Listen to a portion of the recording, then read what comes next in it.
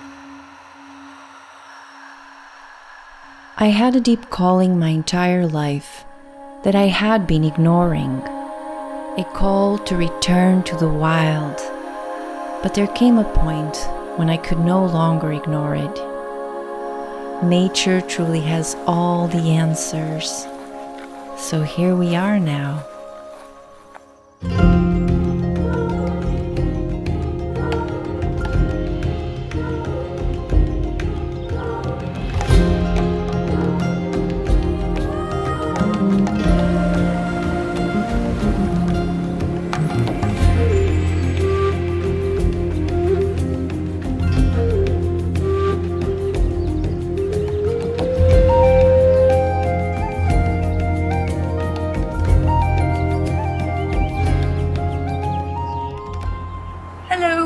My name is Eliana Lemos. I'm a painter and a filmmaker, and since my last video I've been doing a couple studies outdoor plein air painting, and I noticed that I was becoming really overwhelmed with the complexity and the variety of fauna and vegetation and landscapes that exist in this mountain region where I live.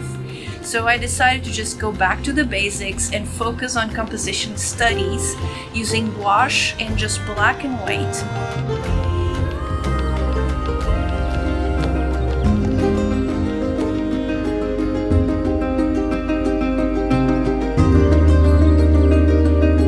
So today we're going to take a look at these studies that I did and perhaps inspire and help you with your creations, because these rules really help one create a harmonious painting. They're also really important for other areas such as photography, decoration, anything visual, interesting and harmonious does have to go through some of these rules. So let's take a quick look at some compositions.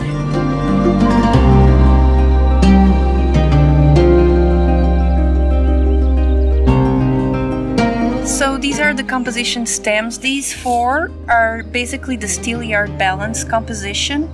As you can see here, I'll just explain it to you with a tracing paper. In the Steelyard balance composition, the rule is that there are two weights and the heavier weight would be here. So let's imagine that the weight is here, and in between we have a balance, and the focal point is usually here. Also for this one, from Watts, you can see more clearly that the lighter weight and the heavier weight are here. In between we have the balance point. So this is could also be reversed, but this is the typical Steelyard composition. The second composition stem is the circle, and as you can see in these two, it's always in perspective, so it's going to be an oval shaped element, and it happens a lot with water. For example, in this one you can see that the circle is located right here on the second third of the picture. So it's located right here, this element of the water. Also with this one, with the waterfall, you can see that the circle and the focal point is within the circle itself and not outside or in the margins of it.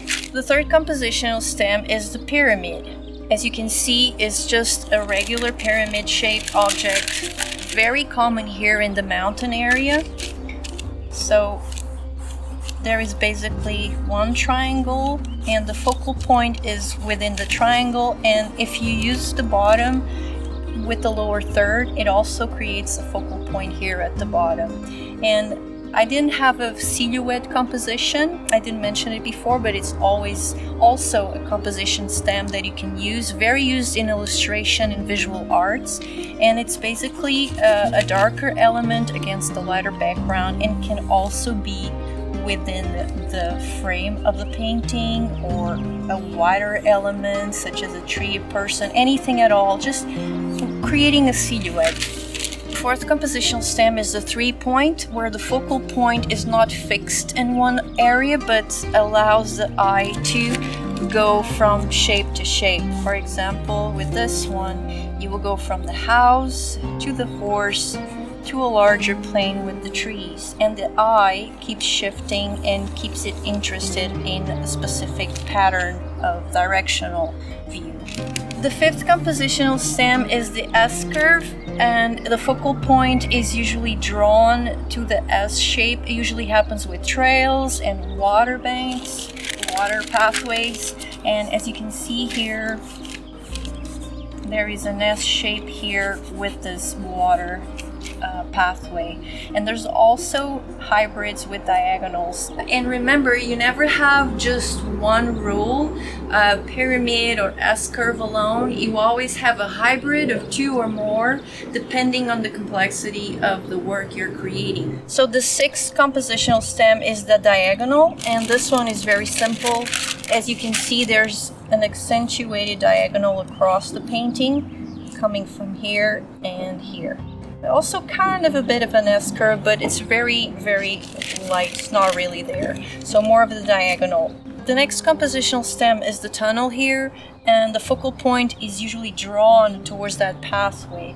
Usually happens when also there's an archway, a gate or a window or a passage. Also with forests here, it helps if you have like leaves and some kind of vegetation in the first plane, and then give a perspective of that pathway through. The other compositional stem is the L shape. It's very simple. It's just creating an L shape one time, multiple times. Also with inverted L's, that's also the case, like a gate or a passage that creates that shape. The last two compositional stems is the motive pattern and the radiating line. The radiating line is very simple and also very used in architecture, drawing.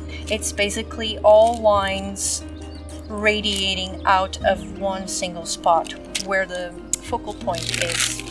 And lastly, the motive pattern is very exceptional because there is no focal point. It's mostly about creating a motive or an abstract way of arranging forms, shadows and light in a harmonious way.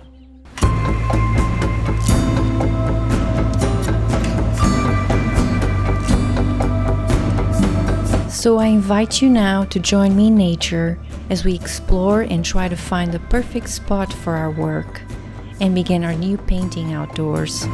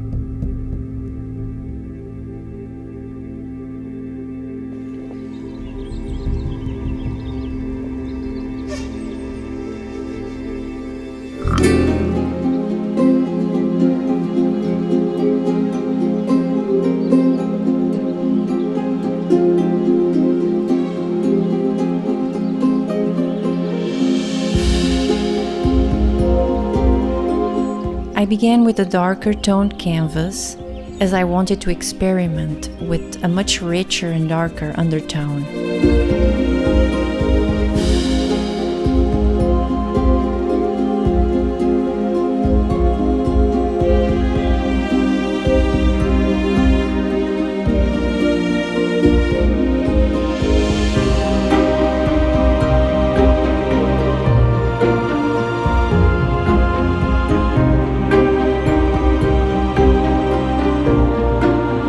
Unfortunately, there was a strong heat wave on this day, and I had to finish at my studio with a photo reference of the water stream and the beautiful white granite rocks. It's such a magical thing to see our ideas starting to form on the canvas. There are very few things that make my heart sing as much as this. I try to stay present and respect the original colors that I had observed in nature, rather than follow the photo that I printed on paper. At this point, I could have left this color study as it was, but I decided to move forward with details, finer and smaller details, to help bring the image alive.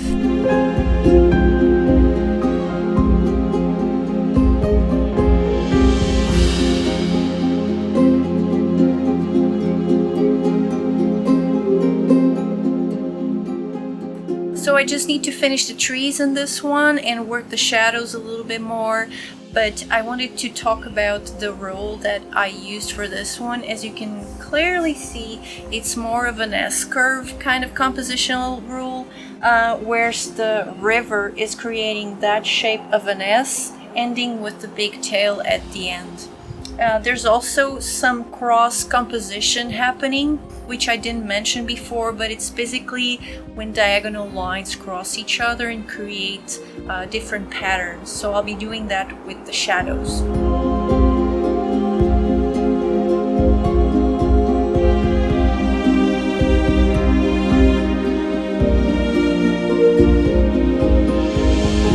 Soon I'll be moving to a new place and a new studio, so this is a very exciting moment in my life right now.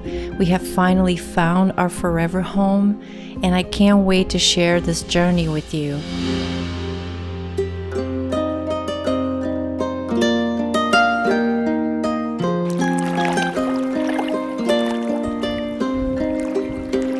Summer is almost over, and with it a feeling of calm and peace arrived.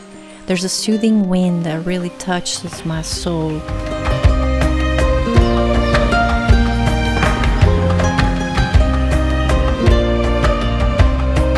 It is my hope that this video will inspire you to get out there in nature, to recharge and to reconnect your heart with what truly matters to you.